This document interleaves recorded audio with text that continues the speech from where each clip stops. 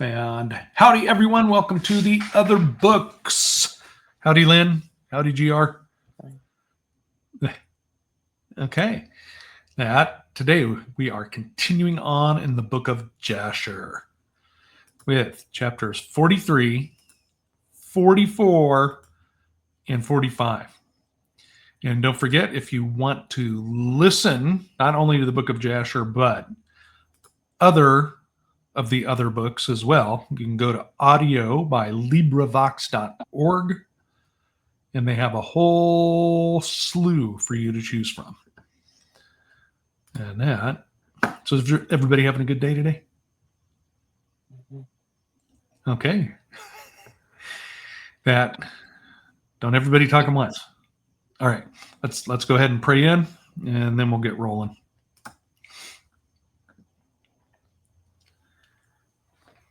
Heavenly Father, thank you very much for giving us this time to come together to look at these other books. This one in particular, Jasher, that's mentioned in Scripture a couple of times. So we want to take a look at it and see what they're referring to when we read Scripture.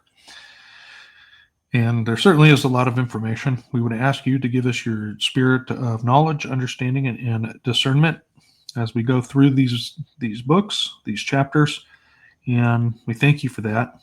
We also want to thank you for healing that you are providing to people, as well as economic relief for other people. And we would just ask that when we speak to people outside, let us be good ambassadors and plant seeds in fertile soil, whatever those seeds may be. And your word will not return void. Thank you for that, Father. Bless you in Jesus Yeshua's name. Amen. All righty. So now we have to go through the 12-step getting everything started process.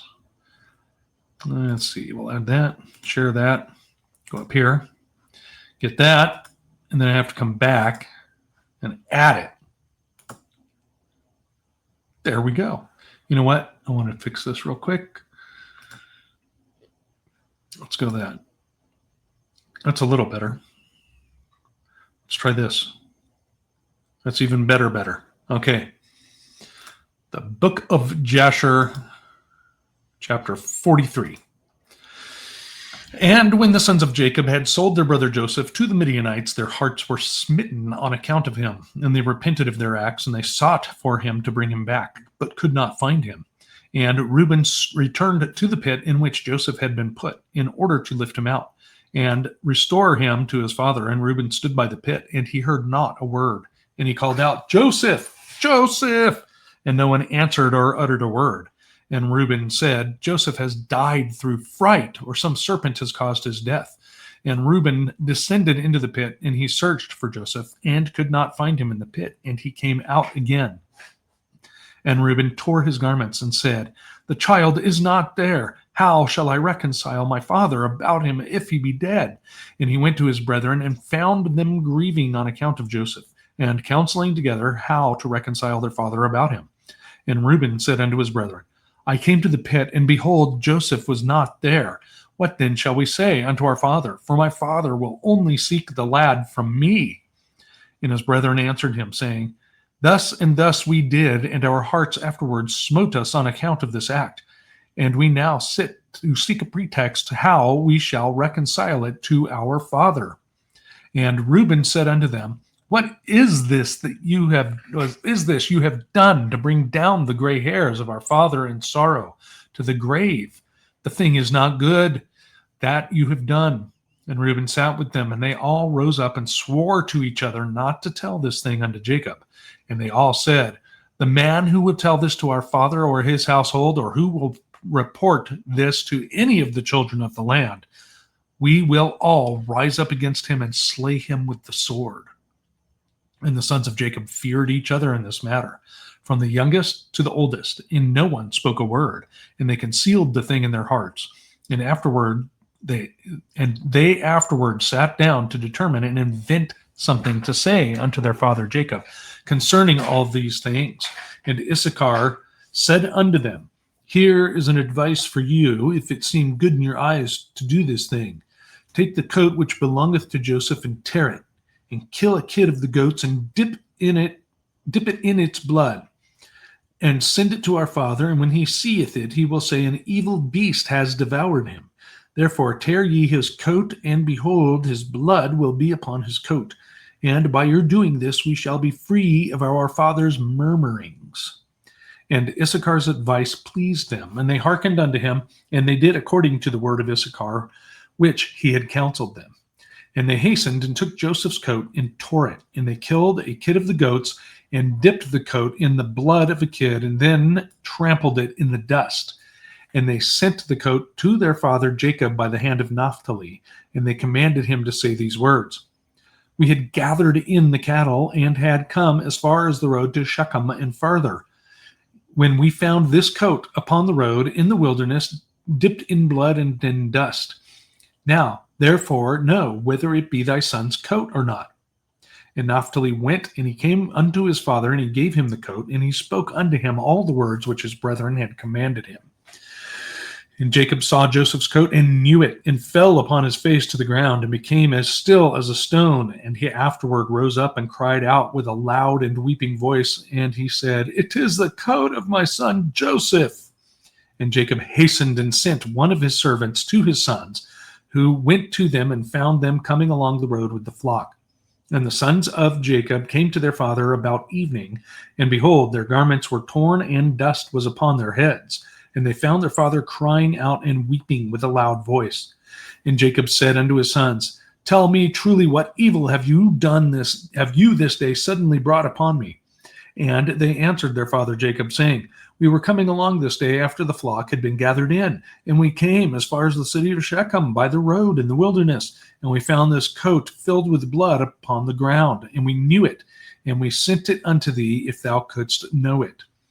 And Jacob heard the words of his sons, and he cried out with a loud voice, and he said, It is the coat of my son. An evil beast has devoured him. Joseph is rent in pieces, for I sent him this day to see whether it was well with you, and well with the flocks, and to bring me word again from you.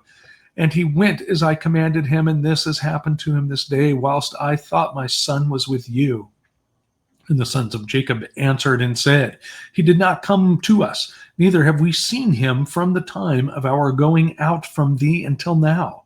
And when Jacob heard their words, he again cried out aloud, and he rose up and tore his garments, and he put sackcloth upon his loins, and he wept bitterly, and he mourned and lifted up his voice in weeping, and exclaimed and said these words: Joseph, my son, O my son Joseph, I sent thee this day after the welfare of thy brethren, and behold, thou hast been torn in pieces through my hand, as this happened to my son. It grieves me for thee, Joseph, my son, it grieves me for thee. How sweet wast thou to me during life, and how exceedingly bitter is thy death to me. Oh, that I had died in thy stead, Joseph, my son, for it grieves me sadly for thee, my son. O my son, my son. Joseph, my son, where art thou, and where hast thou been drawn? Arouse from thy place, and come and see my grief for thee, O my son Joseph.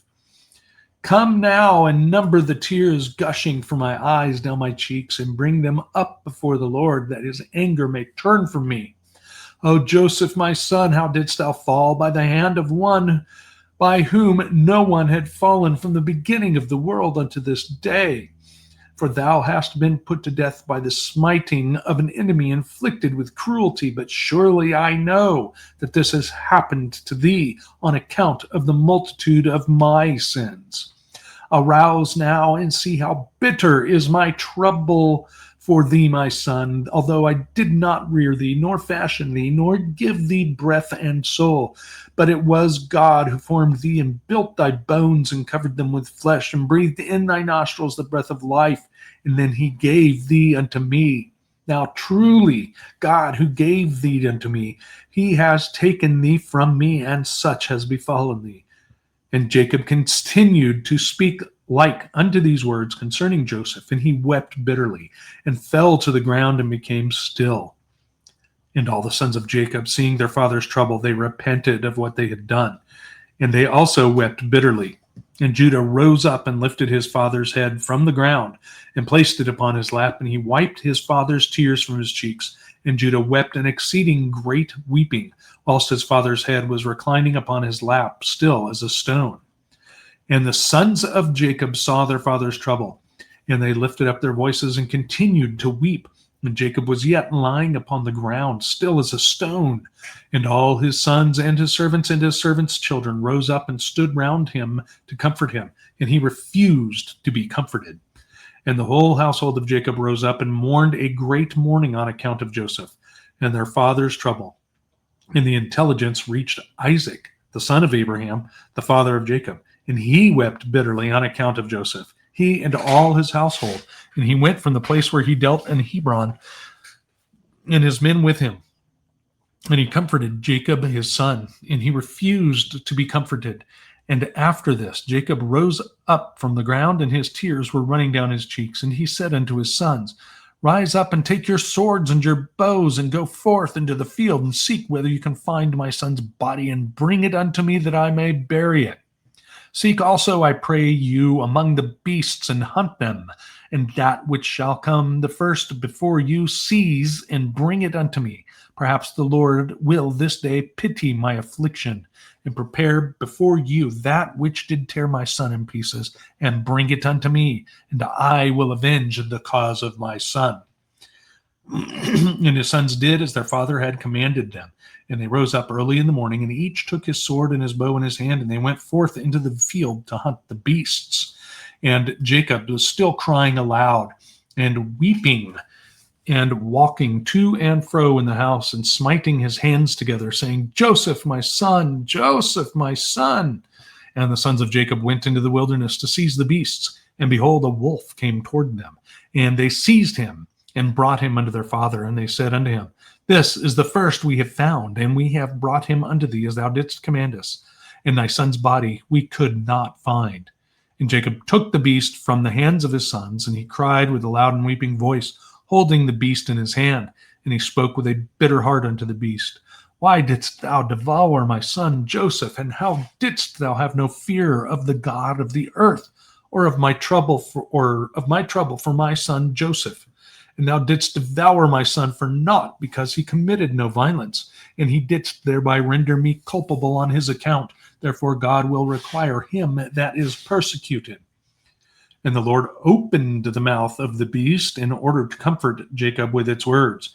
And it answered Jacob and spoke these words unto him, As God liveth, who created us in the earth, and as thy soul liveth, my Lord, I did not see thy son, neither did I tear him to pieces. But from a distant land I also came to seek my son, who went from me this day, and I know not whether he be living or dead. And I came this day into the field to seek my son, and your sons found me and seized me and increased my grief, and have this day brought me before thee, and I have now spoken all my words to thee. And now therefore, O Son of Man, I am in thy hands, and do unto me this day as it may seem good in thy sight. But by the life of God who created me, I did not see thy son, nor did I tear him to pieces. Neither has the flesh of man entered my mouth all the days of my life. And when Jacob heard the words of the beast, he was greatly astonished, and sent forth the beast from his hand, and she went her way.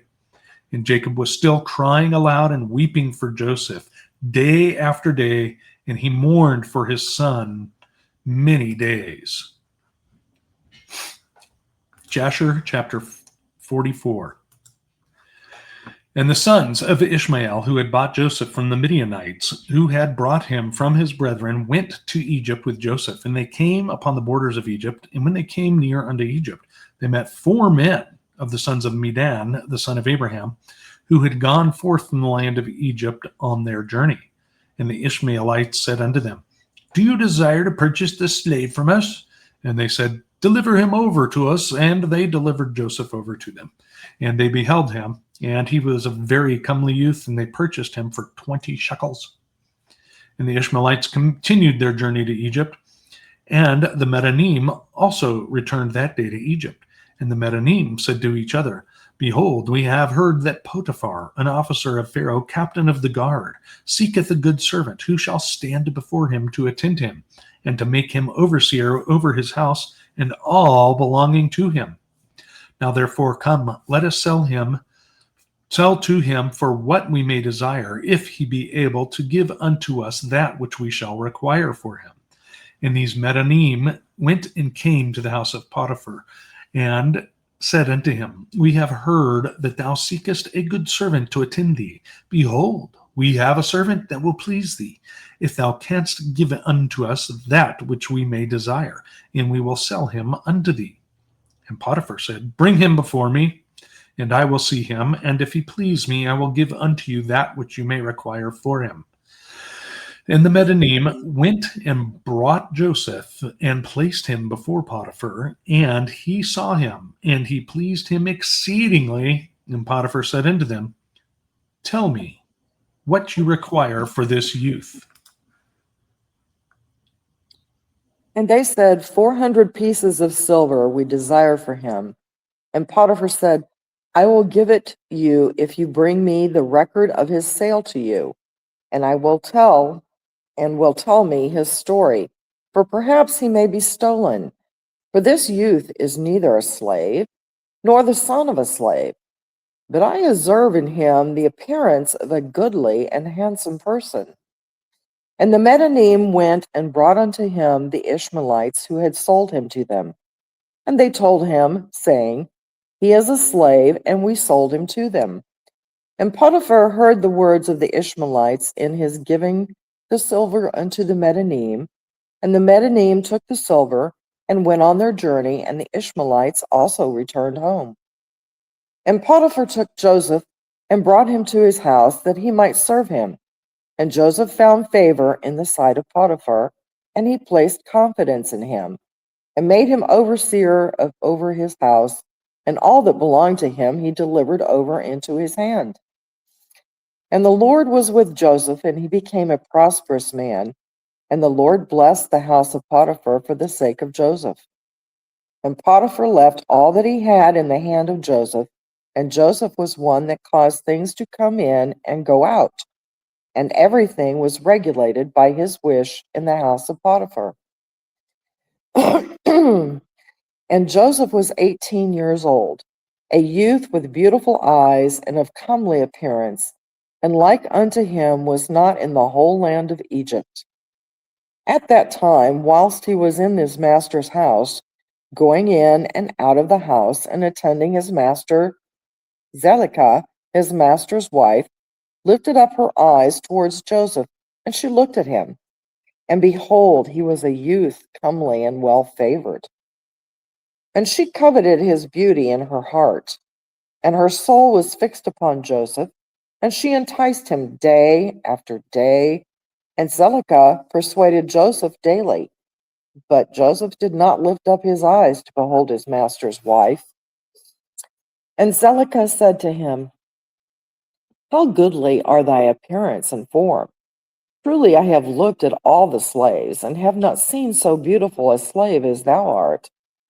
And Joseph said unto her, Surely he who created me in my mother's womb created all mankind.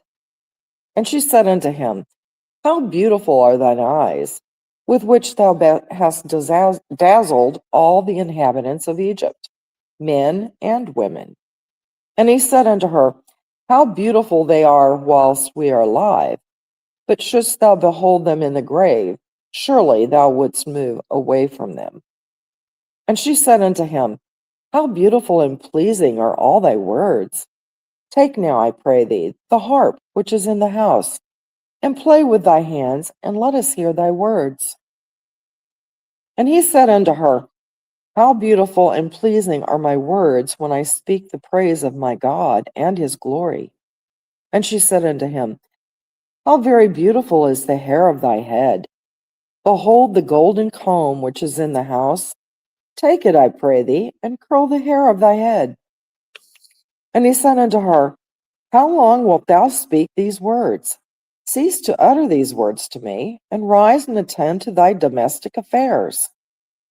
And she said unto him, There is no one in my house, and there is nothing to attend to but to thy words and to thy wish. Yet notwithstanding all this, she could not bring Joseph unto her. Neither did he place his eye upon her, but directed his eyes below to the ground. And Selika desired Joseph in her heart that he should lie with her. And at the time Joseph was sitting in the house doing his work, Selika came and sat before him. And she enticed him daily with her discourse to lie with her, or ever to look at her. But Joseph would not hearken to her. And she said to him, If thou wilt not do according to my words, I will chastise thee with the punishment of death, and put an iron yoke upon thee. And Joseph said unto her, Surely God, who created man, looseth the fetters of prisoners, and it is he who will deliver me from thy prison and from thy judgment. And when she could not prevail over him to persuade him, and her soul being still fixed upon him, her desire threw her into a grievous sickness. And all the women of Egypt came to visit her, and they said unto her, Why art thou in this declining state, thou that lackest nothing? Surely thy husband is a great and esteemed prince in the sight of the king. Shouldst thou lack anything of what thy heart desireth? And Selika answered them, saying, This day it shall be made known to you, whence this disorder springs in which you see me. And she commanded her maidservants to prepare food for all the women, and she made a banquet for them. And all the women ate in the house of Selika. And she gave them knives to peel the citrons to eat them, and she commanded that they should dress Joseph in costly garments, and that he should appear before them. And Joseph came before their eyes, and all the women looked on Joseph and could not take their eyes off from him. And they all cut their hands with the knives that they had in their hands, and all the citrons that were in their hands were filled with blood. And they knew not what they had done, but they continued to look at the beauty of Joseph, and did not turn their eyelids from him. And Selika saw what they had done, and she said unto them, What is this work that you have done? Behold, I gave you citrons to eat, and you have all cut your hands. And all the women saw their hands, and behold, they were full of blood, and their blood flowed down upon their garments. And they said unto her, This slave in your house has overcome us, and we could not turn our eyelids from him on account of his beauty. And she said unto them, Surely this happened to you in the moment that you looked at him, and you could not contain yourselves from him? How then can I refrain when he is constantly in my house, and I see him day after day going in and out of my house? How then can I keep from declining or even from perishing on account of this? And they said unto her, The words are true, for who can see this beautiful form in the house and refrain from him? And is he not thy slave and attendant in thy house? And why dost thou not tell him that which is in thy heart, and sufferest thy soul to perish through this matter? And she said unto them, I am daily endeavoring to persuade him, and he will not consent to my wishes. And I promised him everything that is good, and yet I could meet with no return from him. I am therefore in a declining state, as you see. And Zelika became very ill on account of her desire towards Joseph, and she was desperately lovesick on account of him. And all the people of the house of Zelika and her husband knew nothing of this matter, that Zelika was ill on account of her love to Joseph. And all the people of her house asked her, saying, Why art thou ill and declining, and lackest nothing? And she said unto them, I know not this thing which is daily increasing upon me. And all the women and her friends came daily to see her, and they spoke with her, and she said unto them, This can only be through the love of Joseph. And they said unto her, Entice him and seize him secretly. Perhaps he may hearken to thee, and put off this death from thee. And Zelika became worse from her love to Joseph, and she continued to decline, till she had scarce strength to stand. And on a certain day Joseph was doing his master's work in the house, and Zelicah came secretly and fell suddenly upon him. And Joseph rose up against her, and he was more powerful than she, and she brought her down, and he brought her down to the ground. And Zelicah wept on account of the desire of her heart toward him, and she supplicated him with weeping, and her tears flowed down her cheeks. And she spoke unto him in a voice of supplication and in bitterness of soul, saying, Hast thou ever heard, seen, or known of so beautiful a woman as I am, or better than myself, who speak daily unto thee, fall into a decline through love for thee, confer all this honor upon thee, and still thou wilt not hearken to my voice? And if it be through fear of thy master, lest he punish thee, as the king liveth, no harm shall come to thee from thy master through this thing. Now, therefore, pray listen to me, and consent for the sake of the honor which I have conferred upon thee, and put off this death from me. And why should I die for thy sake? And she ceased to speak. And Joseph answered her, saying, Refrain from me, and leave this matter to my master. Behold, my master knoweth not what there is with me in this house. For all that belongeth to him he has delivered into my hand. And how shall I do these things in my master's house? For he hath also greatly honored me in his house, and he hath also made me overseer over his house, and he hath exalted me, and there is no one greater in this house than I am. And my master hath refrained nothing from me, except thee who art his wife. How then canst thou speak these words unto me? And how can I do this great evil and sin to God and to thy husband? Now therefore refrain from me, and speak no more such words as these, for I will not hearken to thy words. But Zelicah would not hearken to Joseph when he spoke these words unto her, but she daily enticed him to listen to her. And it was after this that the brook of Egypt was filled above all its sides, and all the inhabitants of Egypt went forth. And also the king and princes went forth with timbrels and dances, for it was a great rejoicing in Egypt, and a holiday at the time of the inundation of the sea Sihor. And they went there to rejoice all the day. And when the Egyptians went out to the river to rejoice, as was their custom, all the people of the house of Potiphar went with them. But Zelicah would not go with them, for she said, I am indisposed, and she remained alone in the house, and no other person was with her in the house. And she rose up and ascended to her temple in the house, and dressed herself in princely garments, and she placed upon her head precious stones of onyx stones, inlaid with silver and gold. And she beautified her face and skin with all sorts of women's purifying liquids. And she perfumed the temple and the house with cassia and frankincense. And she spread myrrh and aloes, and she afterwards sat in the entrance of the temple, in the passage of the house, through which Joseph passed to do his work. And behold, Joseph came from the field and entered the house to do his master's work. And he came to the place through which he had to pass, and he saw all the work of Zelicah, and he turned back.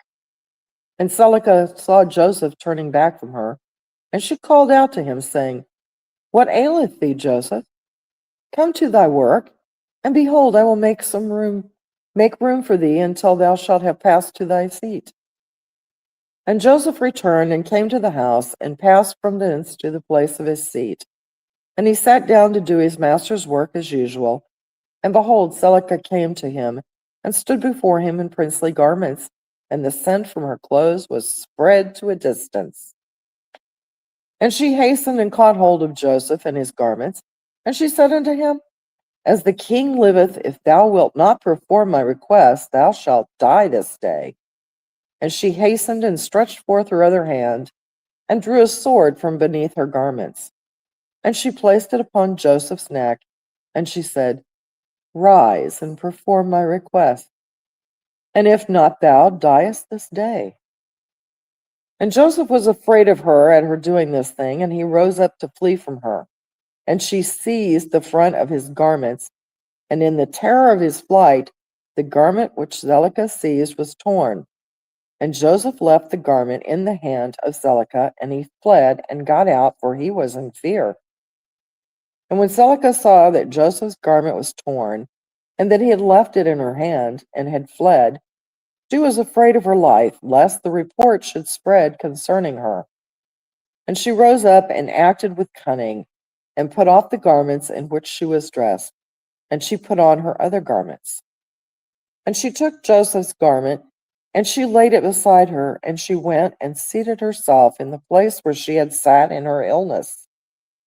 Before the people of her house had gone out to the river, and she called a young lad who was then in the house, and she ordered him to call the people of the house to her. And when she saw them, she said unto them with a loud voice and lamentation, See what a Hebrew your master has brought to me in this house, for he came this day to lie with me. For when you had gone out, he came to the house, and seeing that there was no person in the house, he came unto me and caught hold of me with intent to lie with me. And I seized his garments and tore them and called out against him with a loud voice.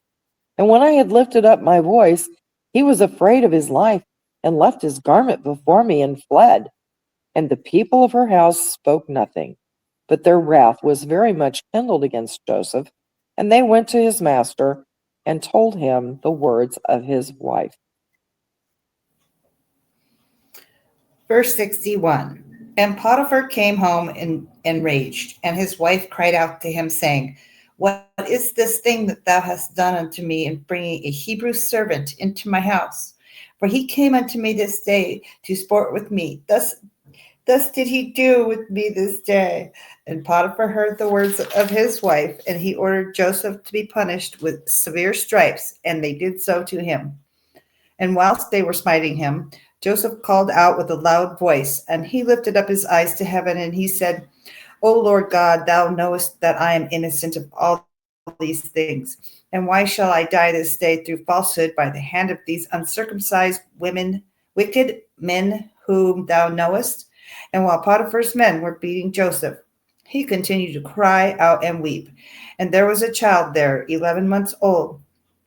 And the Lord opened the mouth of the child, and he spake these words before Potiphar's men who were smiting Joseph, saying, What do you want of this man, and why do you call this evil unto him? My mother speaketh falsely and uttereth lies. Thus was the transaction. And the child told them accurately all that happened, and all the words of Zelicah to Joseph that day after day did she declare unto them. And all the men heard the words of the child, and they wondered greatly at the child's words. And the child ceased to speak and became still. And Potiphar was very much ashamed at the words of his son, and he commanded his men not to beat Joseph any more. And the men ceased beating Joseph. And Potiphar took Joseph and offered him to be brought to justice before the priests, who were judges belonging to the king, in order to judge him concerning this affair. And Potiphar and Joseph came before the priests, who were the king's judges. And he said unto them, Decide, I pray you, what judgment is due to a servant, for thus has he done. And the priest said unto Joseph, Why didst thou do this thing to my master? And Joseph answered them, saying, Not so, my lords, thus was the matter. And Potiphar said unto Joseph, Surely I entrusted in thy hands all that belonged to me, and I withheld nothing from thee but my wife. And how couldst thou do this evil? And Joseph answered, saying, Not so, my lord, as the Lord liveth, and as thy soul liveth, my lord. The words which thou didst hear from thy wife is untrue, for thus was the affair this day. A year has elapsed to me since I have been in thy house. Hast thou seen any iniquity in me, or anything that might cause thee to demand my life? And the priest said unto Potiphar, Send, we pray thee, and let them bring before us Joseph's torn garment, and let us see the tear in it. And if it shall be that the tear is in front of the garment, then his face must have been opposite to her, and she must have caught hold of him to come to her, and with deceit did thy wife do all that she had spoken. And they brought Joseph's garment before the priests, who were judges. And they saw, and behold, the terror was in front of Joseph, and all the judging priests knew that she had pressed him. And they said, the judgment of death is not due to this slave, for he has done nothing. But his judgment is that he be placed in the prison house on account of the report which through him has gone forth against thy wife. And Potiphar heard their words, and he placed him in the prison house, the place where the king's prisoners are confined. And Joseph was in the house of confinement 12 years. And notwithstanding this, his master's wife did not turn from him, and she did not cease from speaking to him day after day to hearken to her. And at the end of 3 months, Zelicah continued going to Joseph to the house of confinement day by day, and she enticed him to hearken to her. And Zelicah said unto Joseph, how long wilt thou remain in this house? But hearken now to my voice, and I will bring thee out of this house. And Joseph answered her, saying, it is better for me to remain in this house than to hearken to thy words, to sin against God. And she said unto him, if thou wilt not perform my wish, I will pluck out thine eyes, add fetters to thy feet, and will deliver thee into the hands of them whom thou didst not know before. And Joseph answered her and said, behold, the God of the whole earth is able to deliver me from all that thou canst do unto me. For he openeth the eyes of the blind, and looseth those who are bound, and preserveth all strangers who are unacquainted with the land. And when Zelicah was unable to persuade Joseph to hearken to her, she left off going to entice him, and Joseph was still confined in the house of confinement. And Jacob, the father of Joseph, and all his brethren who were in the land of Canaan, still mourned and wept in those days on account of Joseph. For Jacob refused to be comforted for his son Joseph, and Jacob cried aloud and wept and mourned all those days. Chapter 45. And it was at that time in the year, which is the year of Joseph's going down to Egypt after his brothers had sold him, that Reuben, the son of Jacob, went to Timnah and took unto him for a wife Eliram, the daughter of Avi the Canaanite, and he came to her. And Eliram, the wife of Reuben, conceived and bare him Hanok, Palu, Chetzron, and Carmi, 4 sons. And Simeon his brother took his sister Dinah for a wife, and she bare unto him Memuel, Yamin, Ohad, Jachin, and Zochar, 5 sons. And he afterwards came to Bunah, the Canaanitish woman. The same is Bunah, whom Simeon took captive from the city of Shechem. And Bunah was before Dinah, and attended upon her. And Simon came to her, and she bare unto him Saul. And Judah went at that time to Adullam, and he came to a man of Adullam, and his name was Hirah. And Judah saw there the daughter of a man from Canaan, and her name was Eliath, the daughter of Shua. And he took her and came to her, and Eliath born unto Judah Onan, Shiloh, 3 sons. And Levi and Issachar went to the land of the east, and they took unto themselves for wives the daughter of Jobab, the son of Joktan, the son of Eber. And Jobab, the son of Joktan, had 2 daughters. The name of the elder was Adinah, and the name of the younger was Aridah. And Levi took Adinah, and Issachar took Aridah. And they came to the land of Canaan to their father's house. And Adinah bore unto Levi Gershon, Kehath, and Merari, 3 sons. And Aridah bare unto Issachar Tola, Puvah, Job, and Shamron, 4 sons. And Dan went to the land of Moab, and took for a wife Aphleleth, the daughter of Kumadun, the Moabite, and he brought her to the land of Canaan. And Aphleleth was barren, and she had no offspring. And God afterward remembered Aphleleth, the daughter of Dan, and she conceived and bare a son, and she called his name Cushim. And Gad and Naphtali went to Haran, and took from thence the daughters of Amram, the son of Uz, the son of Nahor, for wives. And these are the names of the daughter of Amram. The name of the elder was Merimah, and the name of the younger Uzith. And Naphtali took Merimah, and Gad took Uzith, and brought them to the land of Canaan to their father's house. And Merimah bare unto Naphtali Yakzeel, Guni, Jazer, and Shalom, 4 sons. And Uzith bare unto Gad, Zephion, Chagai, Shuni, Esbon, Eri, Arodi, and Arali, 7 sons. And Asher went forth and took Adon the son of Ephlal, the son of Hadad, the son of Ishmael, for a wife. And he brought her to the land of Canaan.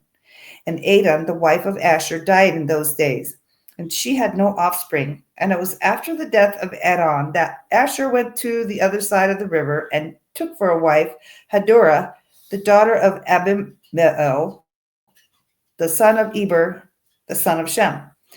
And the young woman was of a comely appearance, and a woman of sense, and she had been the wife of Malchiel, the son of Elam, the son of Shem. And Hadurah bare a daughter unto Malchiel, and he called her name Serach.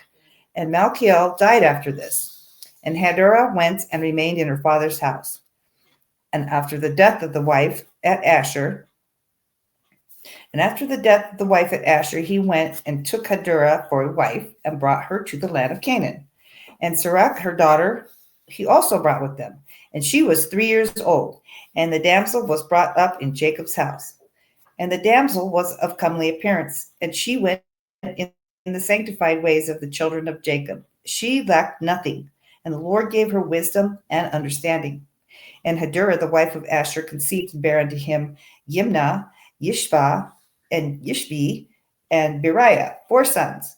And Zebulun went to Midian, and took for a wife Marishah, the daughter of Molad, the son of Abidah, the son of Midian, and brought her to the land of Canaan. And Marishah bare unto Zebulun Sered, Elon, and Yakliel, 3 sons. And Jacob said to Aaron, the son of Zubah, the son of Terah, and he took for his son Benjamin Malachiah, the daughter of Aram. And she came to the land of Canaan, to the house of Jacob. And Benjamin was 10 years old when he took Malachiah, the daughter of Aram, for a wife. And Malachiah conceived and bare unto Benjamin Bela, Becher, Ashbel, Gera, and Naaman, 5 sons. And Benjamin went afterwards and took for a wife Arabath, the daughter of Shamron, son of Abraham, in addition to his first wife. And he was 18 years old. And Arabath bare unto Benjamin Aki, Vosh, Mupim, Chupim, and Ord, 5 sons. And in those days Judah went to the house of Shem, and took Tamar, the daughter of Elam, the son of Shem, for a wife for his firstborn Er. And Er came to his wife Tamar, and she became his wife. And when he came to her, he outwardly destroyed his seed, and his work was evil in the sight of the Lord, and the Lord slew him. And it was after the death of Er, Judah's firstborn, that Judah said unto Onan, Go to thy brother's wife, and marry her as the next of kin, and raise up seed to thy brother. And Onan took Tamar for a wife, and he came to her. And Onan also did like unto the work of his brother, and his work was evil in the sight of the Lord. And he slew him also. And when Onan died, Judah said to Tamar, Remain in thy father's house until my son Shiloh shall have grown up. And Judah did no more delight in Tamar to give her unto Shiloh, for he said, Peradventure he will also die like his brothers. And Tamar rose up and went, and remained in her father's house. And Tamar was in her father's house for some time. And at the revolution of the year, Eliath, the wife of Judah, died, and Judah was comforted for his wife. And after the death of Eliath, Judah went up to his friend Herah to Timnah to shear their sheep. And Tamar heard that Judah had gone up to Timnah to shear the sheep, and that Shiloh was grown up, and Judah did not delight in her. And Tamar rose up and put off the garments of her widowhood, and she put a veil upon her, and she entirely covered herself, and she went and sat in the public thoroughfare, which is upon the road to Timnah. And Judah passed and saw her, and took her, and he came to her, and she conceived by him at the time of being delivered. Behold, there were twins in her womb, and she called the name of the first Perez, and the name of the second Sarah. All right. Let's go back to chapter 43, shall we? It's a lot to unpack in that last chapter.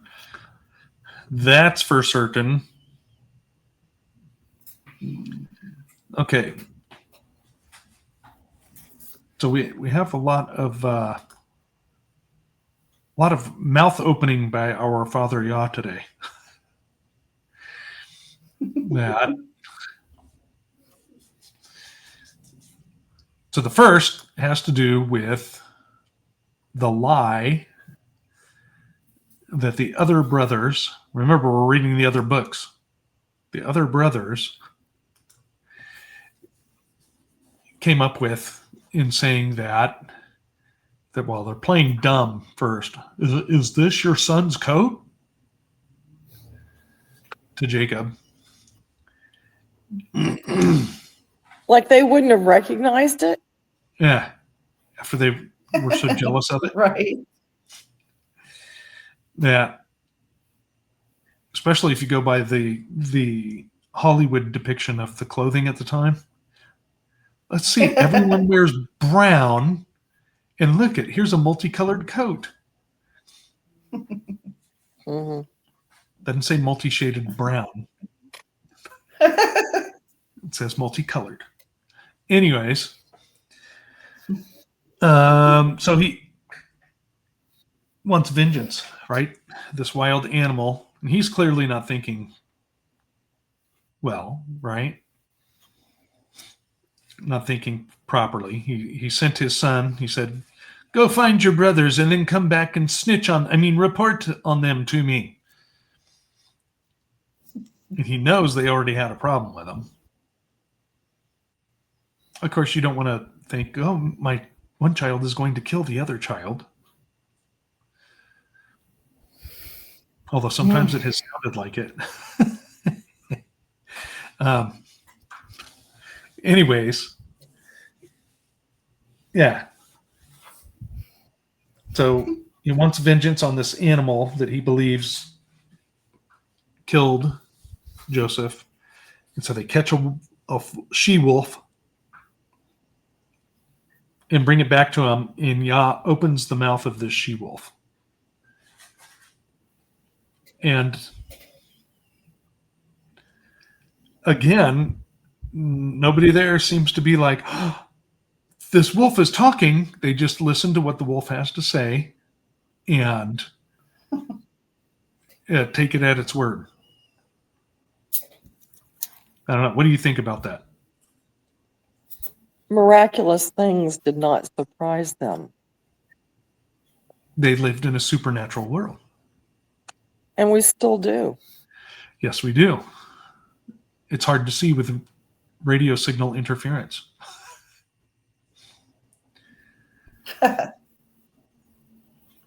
Yeah, so yeah, I would agree to that. Look how much body language pet owners understand. Mm-hmm. You can read their eyes too.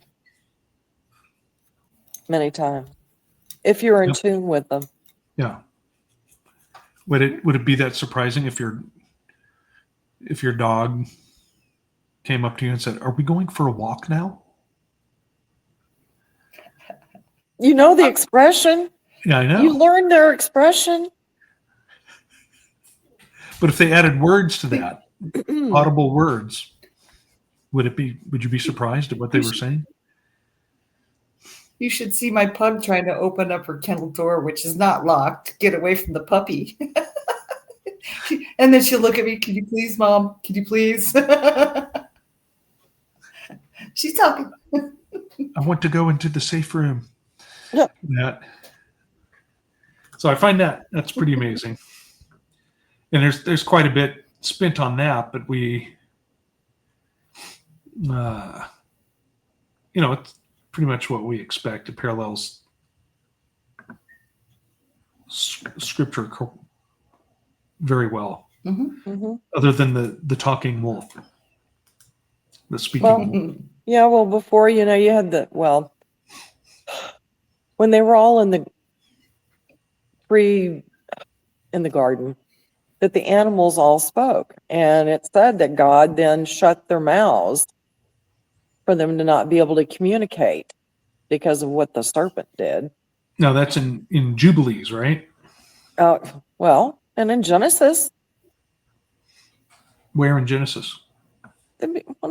when the serpent tempted or beguiled Eve, okay? No, I don't think that was an animal serpent, though. That Well, was a But it did speak. yes. And then later on, after all this, we've got the situation that happened in the time of Moses with Balaam and the donkey.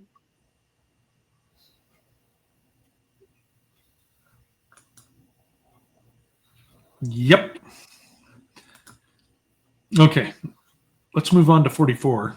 And we have the tribulation of Joseph. That poor kid. Yep, he's already been through quite a bit.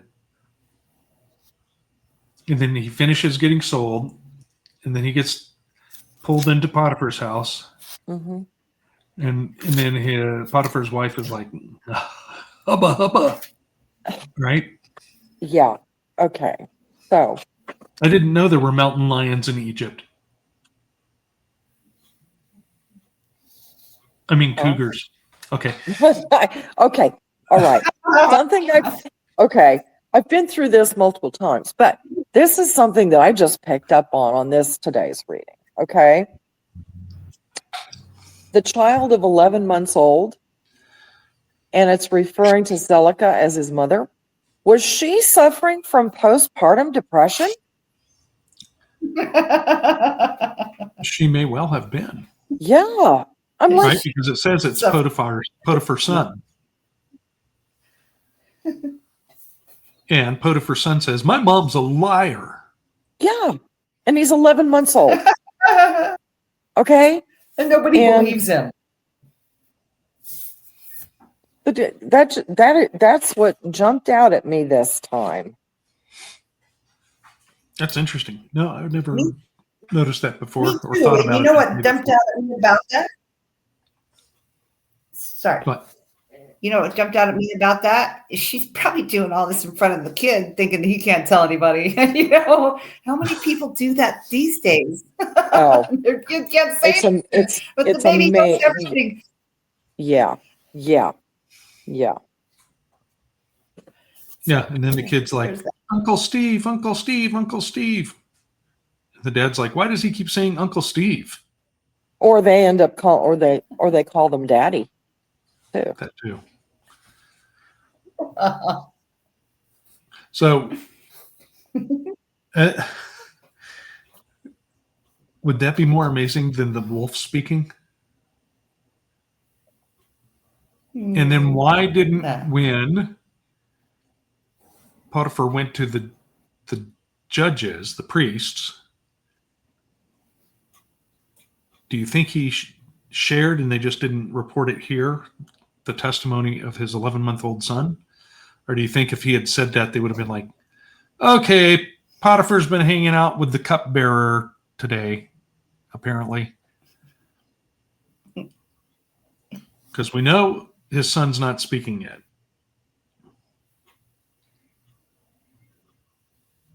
But it also says that when the son was done speaking, he was just like, boop, still, okay, I'm done.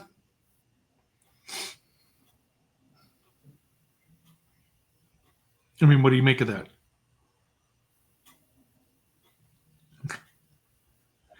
Out of the mouth of babes. Well, there is that. Is that where that saying came from? I don't know. I think that's something that's proven over and over and over again. Every time you're around children. They're unfiltered. They're really cool. Yeah. In the ear, out the mouth. Yep. You're never so embarrassed when they're telling your stuff in front of everybody at the store. And what about these women that she invites over and basically parades Joseph around in front of them. And they're so distracted, they're peeling their hands. They're cutting their hands with these knives that they're using to peel these citrons. Oh, yeah. You know how it hurts when you get citric acid in a cut? Yep. Did they feel no pain? If you're thinking of the other muscles, you know how it is. That this is totally a rabbit trail. But I only recently found out, like the past year, that a lemon is a hybrid between a lime and a citron. Yeah, I'd heard that. I had no idea. Me either. I would Now have thought it was the other way around. my question is, where are all the citrons? The citron, they still have them. We can get citron oil. Yeah, but I mean, where are they in the stores? You Oh, got I've lemons seen and you them. got lime. I've bought them. Oh, yeah. They look like lemons. See, to me, I think it's the other way around. I think the citron is like a cross between the lemon and a lime I don't know. because they're smaller than a lemon. Oh, okay. And you But can graft all those. what about the You can hybrids? graft all those. Giants? You can graft Right. all those citruses together. Very What about the hybrids that become giants? So you take a little lime, little key lime, and a little citron, and then you got a big lemon. Yeah, and how is it that limes don't have seeds? Because they're grafted. Some do. I've Yeah. never seen a lime seed. Yeah, I get them once in a while. I have. Mm-hmm. Okay. Here. More lemons. But we get them all. What are they? Green. Mhm. So if you let them stay on the tree, they'll ripen up more. And do they turn yellow? They turn a yellowish. Yeah. Imagine that. So how are you supposed to tell three yellow fruits are different? I don't know. Okay. Anyways, if you know, put it in the comments. Wow. So they're shaving their hands, they're cutting their fingernails off, and this is my thing. None of these women came forward to testify. You know what?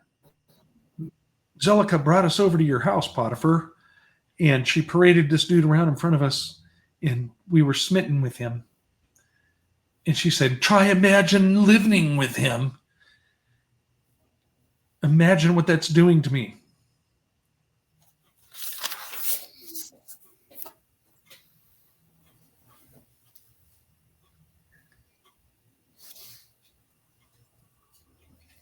You know, and that son being 11 months old, he would have still been nursing. Unless she had somebody else, a lactating nurse or something, nursing her baby. A wet nurse? Yeah. Probably had a wet nurse. Okay, so she's pining and pining and pining, and then tries to pin it all on Joseph, and then Potiphar has him whipped, and sounds like they would have whipped him to death if this baby hadn't been given the power of speech.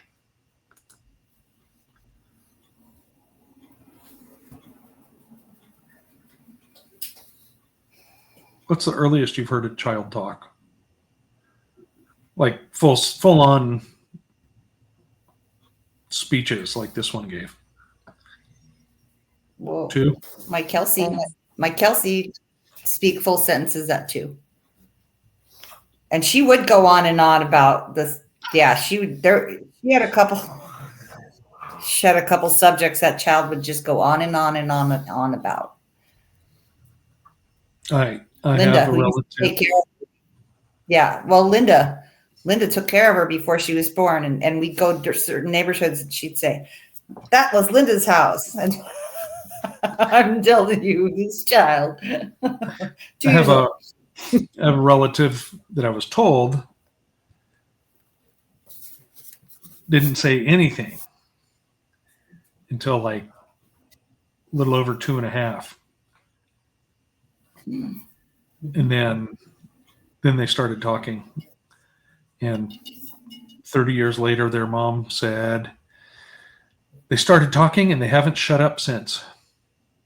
Well, my oldest, she was actually posing questions and speaking full sentences, even when she was just like, about a year and a half. And Wow. I got to tell you, as she grew,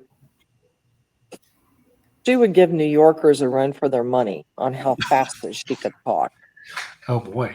And I'm from the South. Okay, I speak slow and I hear lower. Right. Yep. I can relate. Drove me crazy. I keep saying, "What did you just say? Speak slower." So Joseph gets into the prison house and she's still taunting him. Mm-hmm. He's like, nope, no thanks. I don't need out. I'll just stay right here.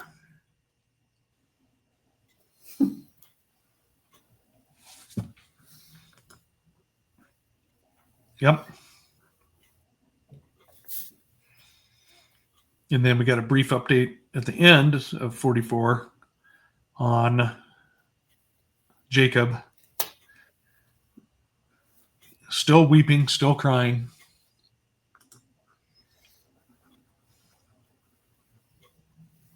Can you imagine the guilt on that for the other sons? Yay, we're rid of Joseph. And then your dad's sobbing day in and day out, and also I noticed crying his name. Jacob. Yeah, Jacob's blaming himself too for sending him out, and yeah. Yeah, did the brothers not have any heart or compassion? I know. Well, I think they're stuck in terror now because if it comes out what they did, I think Jacob's going to have something to say about that. Mm-hmm. Mm-hmm. Okay, so let's go to 45, shall we? Now, this basically gives a brief update of the other sons of Joseph taking wives and having children. In that, now I remember you had said something before about Dinah being mentioned in this, GR. Okay, I think it was just a woman who had the same name because she died. The sister died upon hearing that Joseph died. She and one of the maids, I can't remember which one it was, but one of the other mothers of One of the handmaids. Yes. What was it? What was it? Bilhah and Zilpah? Bilhah died a few chapters back, or a couple of Yeah. chapters. Well, then the next one died at like Dana did when they found out Joseph died. I think you found that in Jubilees. So we did not have a brother marrying his sister, Dina, or whatever. It just one of the same name. Now, what do you think about here where it says Benjamin was 10 when he took his first wife?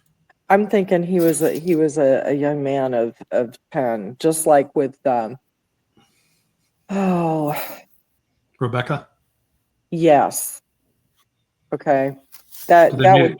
That would be because no, a 10-year-old does not get married. Right. So do you think this is like basically putting this genealogical information in here for later use, later reference, Yeah. right? Because how much older was Joseph than Benjamin? 8 years. So that would balance out, because if he's 30, then when the tribes go down into Egypt, Joseph is 38, 40, Yeah. like 38 or 40. I Yeah. think he's like 40 years old because the famine starts and they're a few years into it. Mm-hmm. I don't know. We'll get to that soon. Yeah, I think it was like a year or two into the famine. Interesting. Okay. So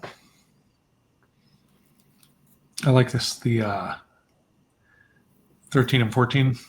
And Adon, the wife of Asher, died in those days. She had no offspring. And it was the death of Adon that Asher went to the other side of the river and took for a wife Hadurah, the daughter of Abimael, the son of Eber, the son of Shem. And the young woman was of a comely appearance and a woman of sense. And she had been the wife of Malchiel, the son of Elam, the son of Shem. So he's marrying a divorcee. Is that what we're seeing here? No, he was dead. The what? He was dead. He died. Malchiel died in Okay. 15. Oh, there we After go. she Yep, had yep. her little girl. Yeah. Okay.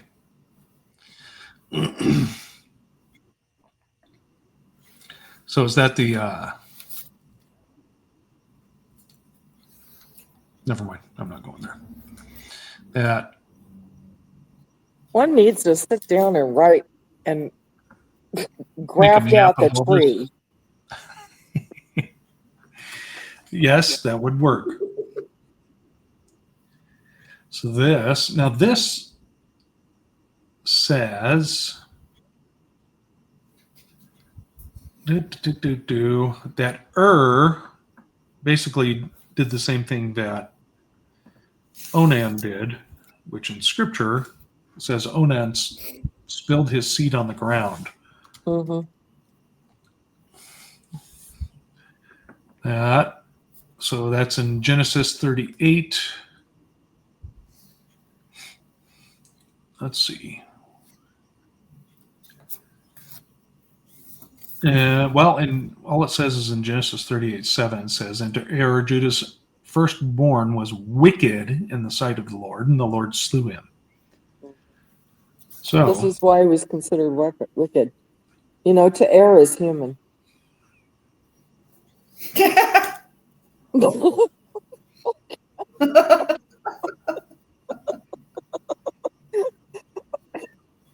Sorry.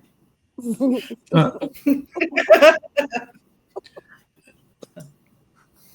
It's leave good. the dad joke to dad. Okay. So as this continues, we get the same basic story, though. Judah doesn't want his youngest son to go die because of this woman. Mm-hmm. And so she ends up seducing him. Right? Because who doesn't want to pick up a woman on the side of the road? Oh, she was at the gate, though. She Right? was. It just says on the So side of the highway. this is Right? where the Well, the public ladies thoroughfare, verse wait. 31.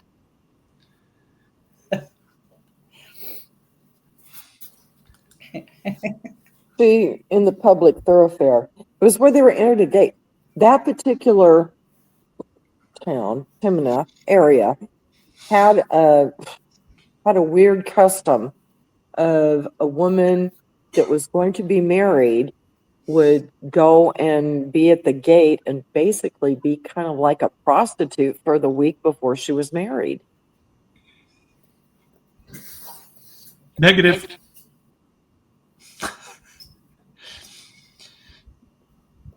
You're not marrying this cowboy.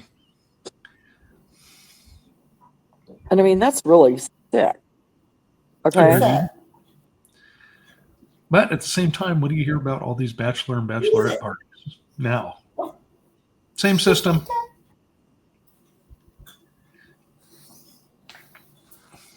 Yep. Horrific.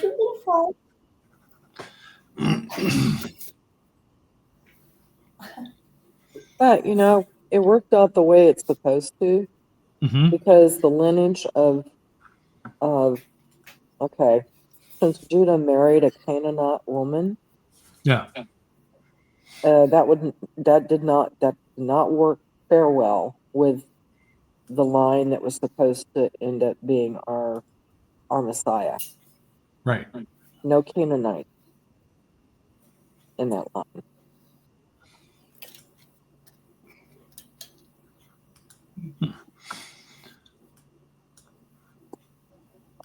Most interesting. And their mother was a Canaanite woman.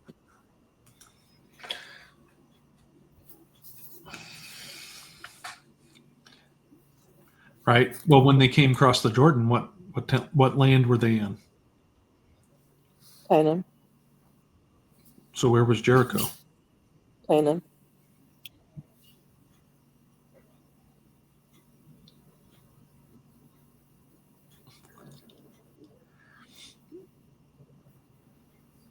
Who was the flax dealer?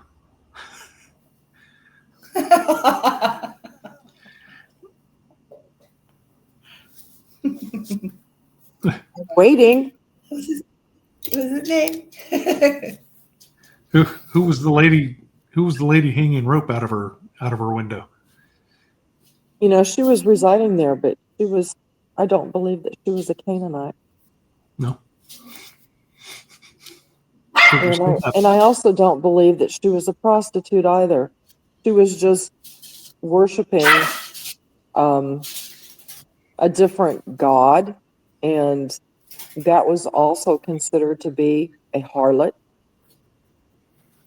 It did not necessarily mean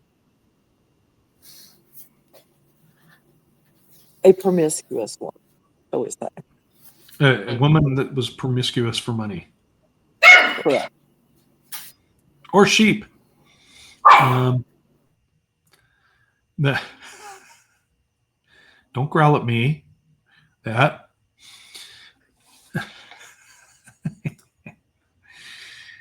Okay. So there is where we stop today, and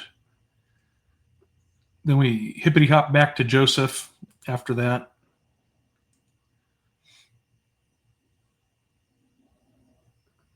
And also back to Esau.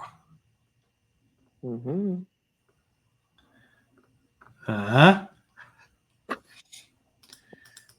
Okay. Anything else out of all of today's reading that's jumping out at you? Okay, well, all right. On 45, verse 8, Okay. when it was talking about, and Aphalath was barren, she had no offspring, and then she had a son, she called his name Hushim. Okay. That's the one who killed Esau. You mean will kill Esau? Well, yeah. Okay. I just have Spoiler alert. I just have it circled, and I wrote in here, killed Esau, because that's the one who killed Esau. Okay. So nobody needs to tune in next time. Well, it's right. Oh, I'm sorry. Am I a spoiler alert?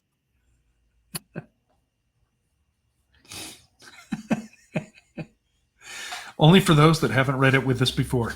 Okay. Yeah. Okay. Well, thank you for reading, Lynn. Thank you for reading, GR.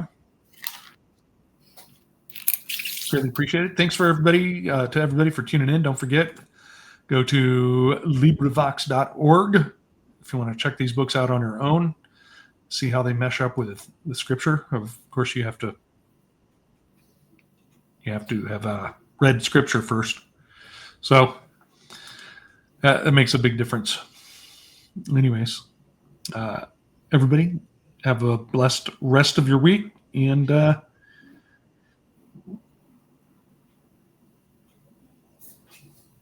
Remember, God first, bro. All right. Love you all. Bye. Jonathan.